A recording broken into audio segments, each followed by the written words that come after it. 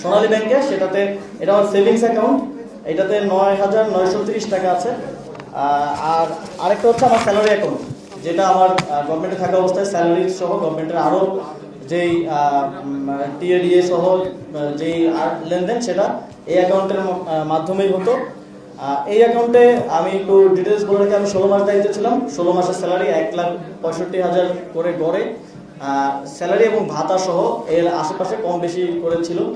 এবং আমি 5টি বিদেশ সফরে গিয়েছিলাম। বিদেশ সফরের যে টিএডিএ বিল সরকারের পক্ষ থেকে দেয় আপনারা জানেন, সেটাও এই অ্যাকাউন্টে এসেছে। সেটা গড়ে 4-5 লাখ 6-7 লাখ টাকা করে হবে 5টি বিদেশ সফরের।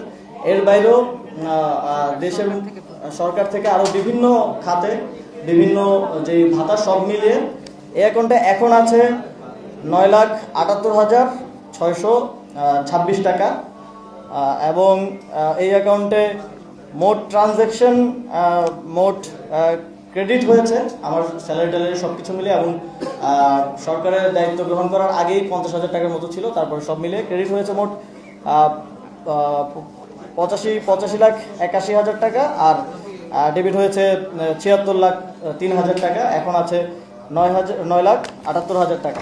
তো মোট আমার দুইটা অ্যাকাউন্ট মিলিয়ে মোট আছে হচ্ছে 9,78,556 টাকা।